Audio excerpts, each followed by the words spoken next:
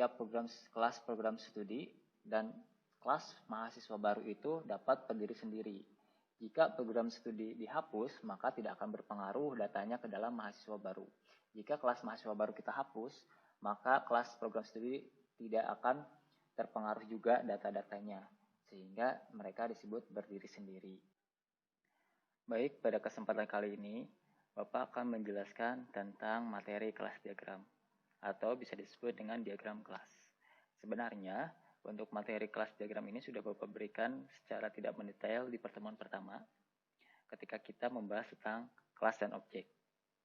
Nah, apa itu kelas diagram, dan bagaimana cara penggunaannya? Jadi, diagram kelas ini merupakan penggambaran data dari sebuah sistem yang telah kita modelkan melalui use case diagram dan diagram activity.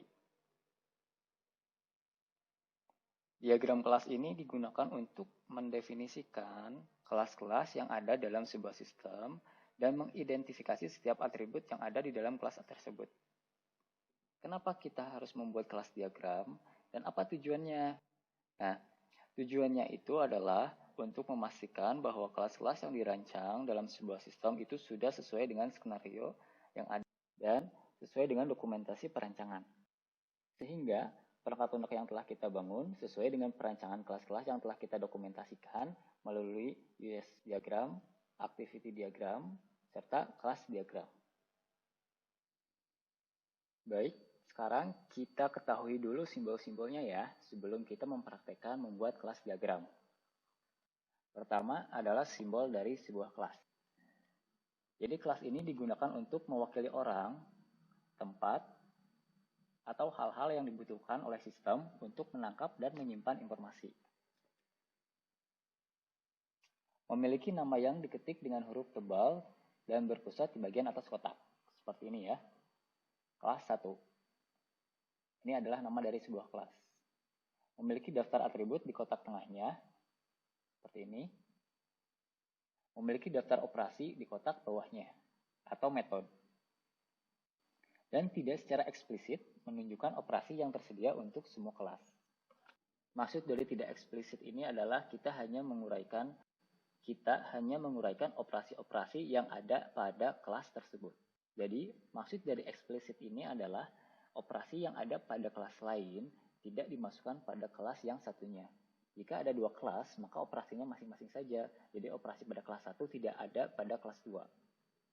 Gitu. Jadi secara sederhana, tidak terlalu secara eksplisit. Jadi penamaan pada kelas ini sangat penting karena sebagai identitas yang dimiliki oleh sebuah kelas. Struktur kelas itu sebenarnya ada 3, yaitu pertama adalah nama kelas, atribut, dan operasi. Jadi ketika kita ingin membuat kelas, ketiga itu yang diperhatikan. Setelah kita membahas tentang nama kelasnya, sekarang kita akan membahas tentang atributnya. Apa itu atribut? Jadi, atribut itu adalah ciri khusus atau karakteristik dari sebuah kelas yang berisi semua informasi-informasi, data dengan tujuan untuk memperjelas bahwa dalam kelas tersebut ada sebuah objek dan detail yang dimilikinya. Atribut ini sebenarnya sama halnya dengan yang ada pada database. Kalau kita sudah mempelajari tentang basis data, kita tidak merasa asing dengan istilah atribut ini. Contoh misalkan atribut dari siswa, nama, NIS, kelas, alamat, tanggal lahir, nomor telepon. Nah, itu adalah contoh dari atribut. Jadi, biasanya atribut ini berkaitan dengan nama objeknya. Kalau nama objeknya binatang, atributnya isinya pasti binatang, berkaitan dengan binatang. Misalkan, nama binatangnya apa, jenis binatangnya apa, terus keturunan binatang dari apa, terus apakah binatang tersebut langka atau tidak, dan lain sebagainya. Jika manusia atau misalkan kriteria kelasnya itu adalah orang, pasti atributnya adalah pertama nick, nama, nomor kakak, dan lain sebagainya. Jadi saling berkaitan antara nama kelas dan atribut. Selain itu, atribut ini juga menjadi karakteristik dari sebuah kelas.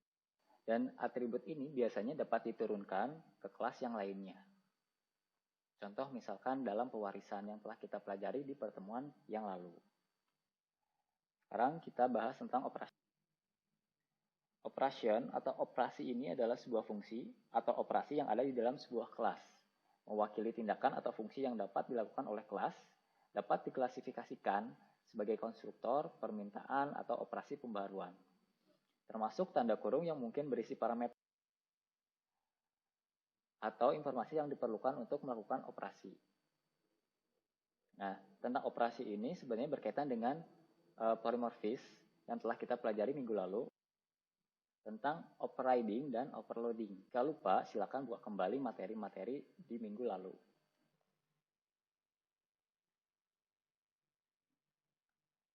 Sekarang simbol generalisasi. Simbol generalization ini menggambarkan hubungan kelas anak dengan kelas orang tua.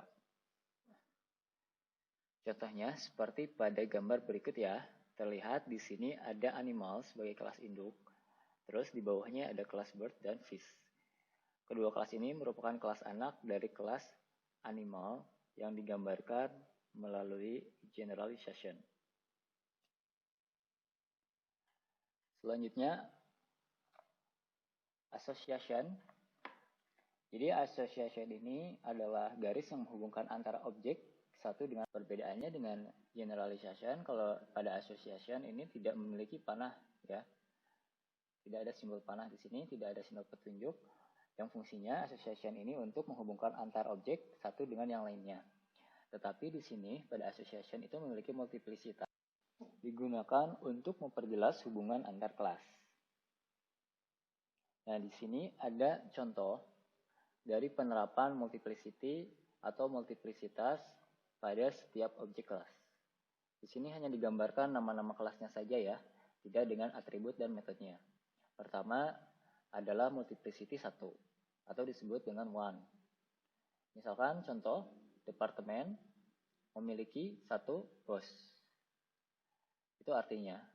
Terus 0 atau lebih disimbolkan dengan 0, terus 2 tanda titik dan bintang. Artinya itu lebih ya atau tidak terhingga. Misalkan contoh di sini employee 0 titik bintang kepada kelas child. Artinya seseorang karyawan bisa saja tidak memiliki anak 0 atau memiliki banyak anak. Lalu 1 titik bintang artinya bahwa satu bos bertanggung jawab untuk 1 atau lebih karyawan. Atau bisa juga memiliki makna satu bos memiliki 1 karyawan atau lebih. Seperti itulah ya.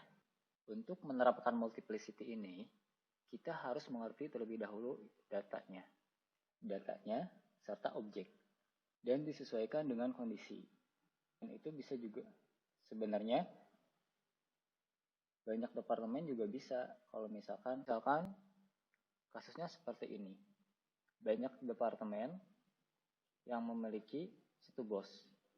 Jika seseorang tersebut memiliki banyak departemen, misalkan banyak perusahaan A, perusahaan B, perusahaan C, perusahaan D, dan sebagainya.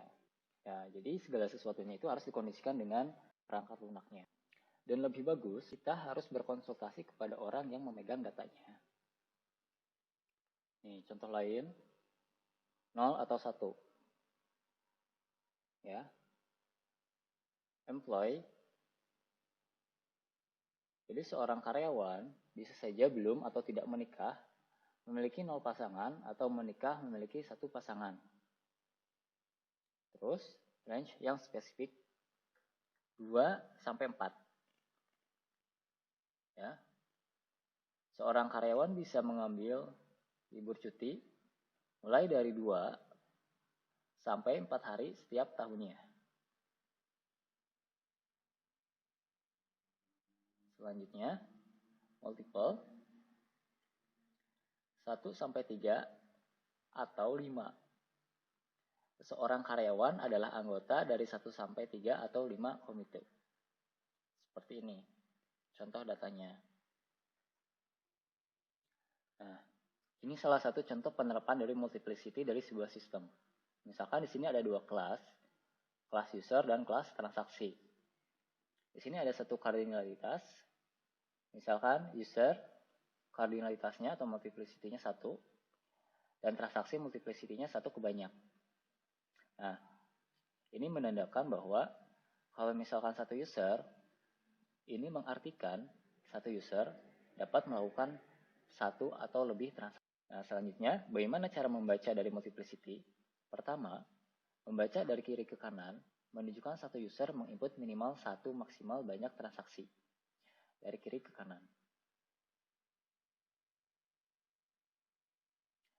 Kalau misalkan dari kanan ke kiri, artinya satu transaksi hanya bisa diinput oleh satu orang. Gitu. Satu transaksi hanya bisa diinput oleh satu orang. Kalau kebalikannya, satu user dapat menginput satu atau lebih banyak transaksi, tetapi hanya bisa diinput oleh satu orang atau satu user. Kalau misalkan 1.m di sininya atau many to many, artinya misalkan di sini disebutkan kardinalitas mn atau many to many, artinya bahwa banyak user dapat menginput banyak transaksi. Seperti itu. Simbol selanjutnya yaitu garis aggregation atau kita sebut dengan agregasi. Agregasi ini mengartikan hubungan relasi pada setiap kelas, tetapi kelas tersebut dapat berdiri sendiri dan merupakan hubungan yang kuat dari asosiasi. Setiap agregasi ini digunakan untuk menyatakan hubungan antar kelas dalam sebuah sistem. Misalnya di sini ada dua kelas dari universitas, ya. Terdapat dua kelas yang melakukan relasi, yaitu pertama kelas program studi dan yang kedua kelas mahasiswa baru. Pada kelas prodi di sini ada dua variabel, yaitu kode prodi dan daftar mahasiswa. Sedangkan pada kelas mahasiswa baru dua variabel juga dengan nama NIM dan nama. Relasi yang ada pada kelas tersebut menunjukkan hubungan atau relasi di mana kelas mahasiswa merupakan bagian dari kelas program studi. Dan uniknya di sini, program studi dapat berdiri sendiri, begitu juga dengan kelas mahasiswa juga bisa berdiri sendiri. Artinya berdiri sendiri adalah, jadi meskipun ini terrelasi, program studi ini dianggap tidak sebagai parent atau orang tua dari kelas mahasiswa baru, sehingga kelas program studi dihancurkan atau kita hapus, data yang terdapat pada mahasiswa baru tidak akan terhapus juga. Atau sebaliknya, jika program studi terdapat data mahasiswa dan kelas mahasiswa baru ini kita hapus, maka data mahasiswa akan tetap ada dan tidak akan terpengaruh apapun. Berbeda lagi kalau inherit atau pewarisan, kalau misalkan kita menghapus program studi, maka otomatis kelas anak pun akan terjadi error atau tidak akan bekerja. Nah, itulah yang dimaksud dengan berdiri sendiri. Jadi berdiri sendiri, Bapak jelaskan sekali lagi, jika program studi ini dihancurkan, maka data yang terdapat pada mahasiswa baru tidak akan terpengaruh. Begitu juga sebaliknya, jika data mahasiswa baru ini kita hancurkan, kita hapus, maka data mahasiswa yang ada pada program studi tidak akan terpengaruh juga dan tetap ada. Tetapi kedua kelas ini saling berelasi atau saling keterkaitan. Sekarang kelas composition atau komposisi. Kelas komposisi ini sama dengan agregasi, tetapi perbedaannya simbolnya itu diwarnai hitam pada ujung garis ini, ya. Nah, artinya garis komposisi ini menggambarkan keterkaitan antar kelas yang saling berelasi. Contoh di sini ada program studi adalah bagian dari kelas mahasiswa baru. Begitu juga sebaliknya, mahasiswa baru adalah bagian dari program studi. Tetapi di sini perbedaannya dengan agregasi, yaitu jika program kelas studi kita hapus, maka kelas mahasiswa baru juga akan ikut terhapus. Nah, jadi konsepnya ini adalah strong association. Jadi keterkaitan relasi yang sangat kuat antara kelas.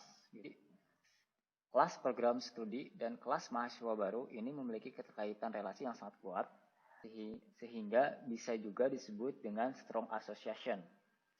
Atau juga bisa disebut dengan dead relationship atau relationship yang telah mati. Kenapa? Karena kita ketahui tadi program studi. Jika kelas program studi ini kita hapus, maka kelas mahasiswa ini akan ikut terhapus juga, tidak akan. Berbeda dengan kelas agregasi yang tadi, jika kelas agregasi itu disimbolkan dengan warna putih pada ujung garisnya, tiap kelas program studi dan kelas mahasiswa baru itu dapat berdiri sendiri. Jika program studi dihapus, maka tidak akan berpengaruh datanya ke dalam mahasiswa baru. Jika kelas mahasiswa baru kita hapus, maka kelas program studi tidak akan terpengaruh juga data-datanya, sehingga mereka disebut berdiri sendiri. Kalau misalkan komposisi tidak berdiri sendiri, itulah perbedaannya.